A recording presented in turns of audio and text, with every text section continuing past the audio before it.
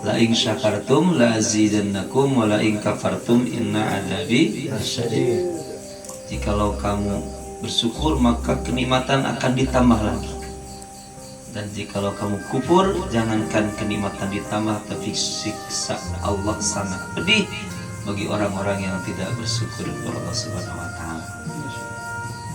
Bagaimana kita mensyukuri nikmat yang telah diberikan oleh Allah Subhanahu wa taala? Apa yang telah diberikan oleh Allah, maka gunakanlah sesuai apa yang menjadi keinginan Allah.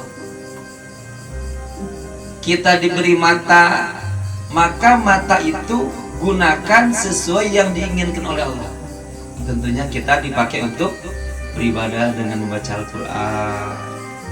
Kalau kita menggunakan mata justru melihat orang, ada cewek lewat, dilihat, wah, bohai. Nah, itu sama dengan tidak mensyukuri nikmat.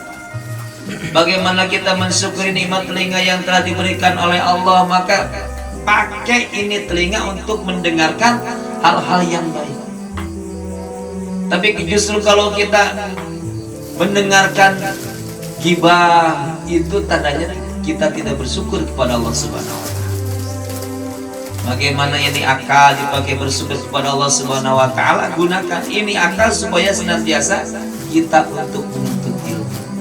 Nah, di antaranya kita menuntut ilmu itu yaitu kita seolah-olah mensyukuri nikmat akal yang telah diberikan oleh Allah kepada kita. Nah, makanya senantiasa hidup kita dipakai untuk bersyukur kepada Allah Subhanahu wa taala, maka Allah akan terus menambah kenikmatan kepada kita. Sebaliknya, Syekh Athaillah mengatakan dalam kitab hikamnya, "Man lam yashkuri ni'am faqad ta'arrada li zawaliha wa man syakaraha faqad qayyadaha." Barang siapa yang tidak bersyukur kepada Allah, maka seolah-olah dia itu mengharapkan kenikmatannya dicabut oleh Allah Subhanahu wa taala.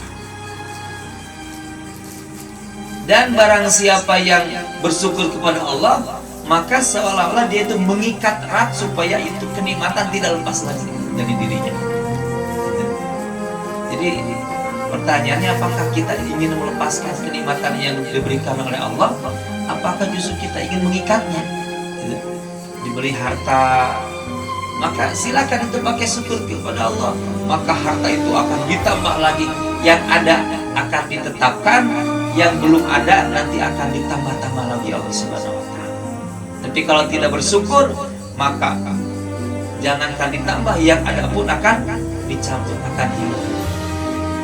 Itu makanya senantiasa ini usia dipakai syukur kepada Allah dengan senantiasa kita taat kepada Allah Subhanahu wa taala.